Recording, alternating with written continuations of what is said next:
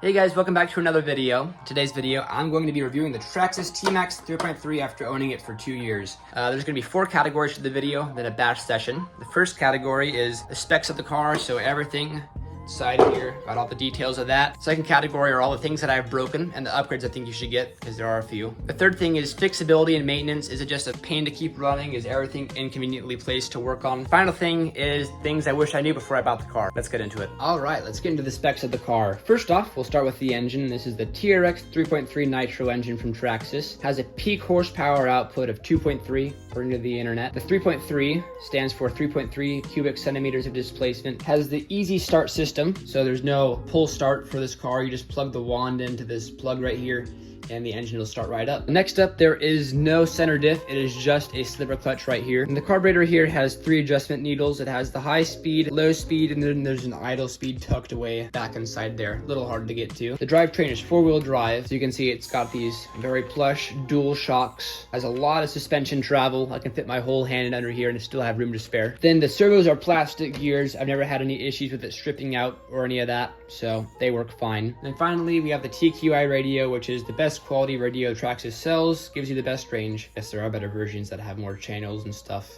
Same range. All right, moving on to everything that I've broken now. First off, the body posts. I drove the car without the body on, flipped it over, and ground down the body posts all the way past the hole. Next thing, A-arms, bulkhead, skid plate. This is a weak spot. I've cracked it here multiple times. There used to be a hard plastic piece that went over the top of the receiver box, and I managed to break that somehow. Broke the spur gear. I replaced the fuel tank because it had a leak down here. Then I ended up replacing the engine. It's having some tuning issues. Once I replaced the engine, the tuning issues went away. Then, as expected for a nitro car, you should probably stock up on glow plugs. I've gone through way too many glow plugs on this car. I broke the cylinder head. I cranked the glow plug down too tight and stripped out the hole, so don't do that.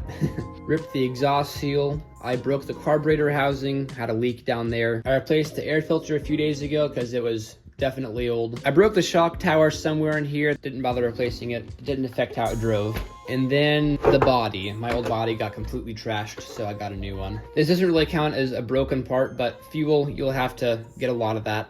30 bucks a gallon. Yes. Now for the upgrades I've gotten for the car. Main one that I think you guys should get if you get the car is the wheelie bar. Improved the experience so much, because this car, when tuned right, will wheelie. Really hard to enjoy it when you are worried about flipping the car over. I got an RPM bulkhead right here. Broke it once, and that was about a year and a half ago-ish. And the final upgrade is I got a glow plug igniter, so I don't have to worry about the wire breaking and all that. For some reason, I had a lot of issues with that. All right, moving on to the next section. How is the fixability of this car? Is it easy to work on? Are certain parts hard to get to? I'd say overall my experience has been pretty good. Like everything on the chassis, the most screws is 4 screws for anything on the chassis, except for the transmission. That's like 11 screws to get that thing off, which you're not going to really ever need to get that off. Engine's 4, exhaust is 1. That's just a pin right there, but 2 screws to pull that off. Screws there if we need to replace the battery. It's pretty easy, really convenient. A-arms, skid plate, all that, pretty easy. Bearing carriers in there, also pretty easy to replace. And moving on to everything that's pretty hard to work on. Number 1, the shocks. You can get the front ones off and the back ones off fine. It's just the ones that are facing inside. It's really hard to get a screwdriver in there. So you'll either have to use like an Allen key or pull the front of the car off or take some of the stuff out. A little inconvenient. These back shocks, the screws of course are facing on the inside. So you have to take the fuel tank out, got to take the engine out. A little inconvenient there as well.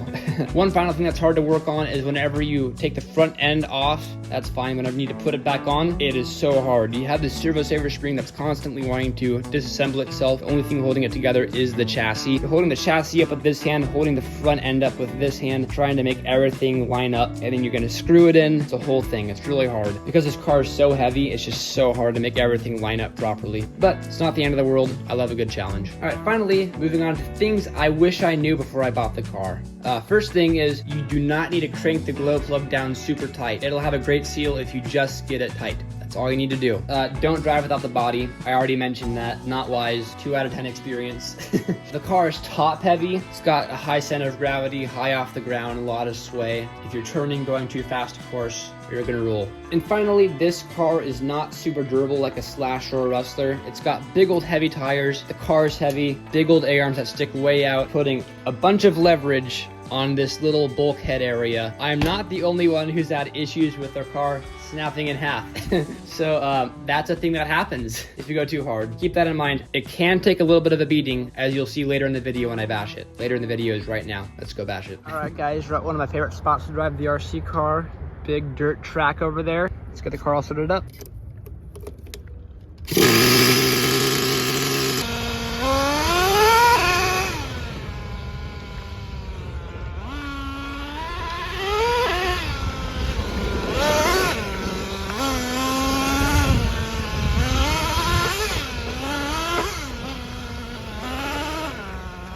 I just love the juicy suspension on this thing. It just soaks up everything so well.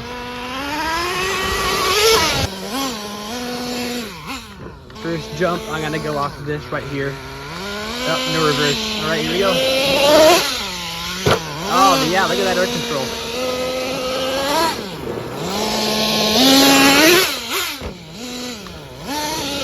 Let's try a little bit more.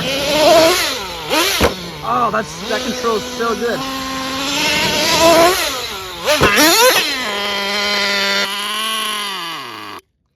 The exhaust fell off.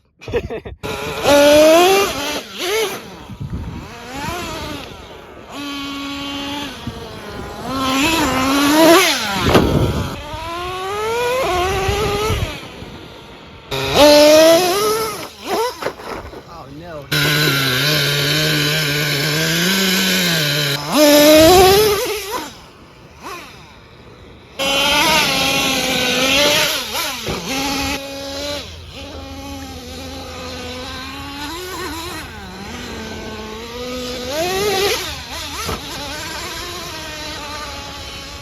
And then I can't see much over here, so I'm just going to carefully bring it up.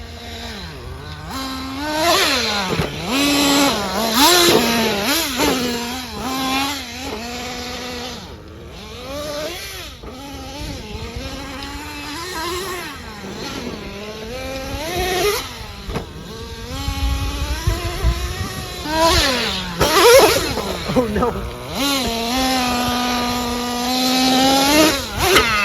Oh, there goes the exhaust again. I think that's just a my car problem. I don't think that's a T Maxx problem. All right, there's some more cool jumps over here too that I'd like to try. Oh, that was pretty cool.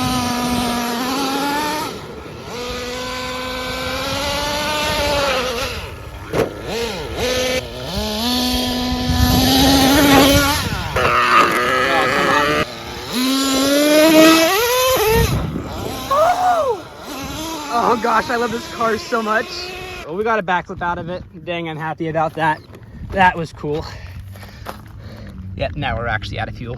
Wow, that was cool. What a fun car, like seriously, it handles so good off-road with its plush suspension, flies so nicely through the air, like such good air control, has enough torque to do a backflip, like seriously, you can't ask for much more. It's a very good car. But this RC car may not be for everybody because there are a few extra things you have to do, like you have to preheat the engine, you have to tune the engine, that's a whole thing. You have to put after-run oil in the carburetor, clean the air filter out whenever it gets dirty. It's definitely a little bit more work than your average RC car, but it's worth it. It's such a fun experience. Just one more thing.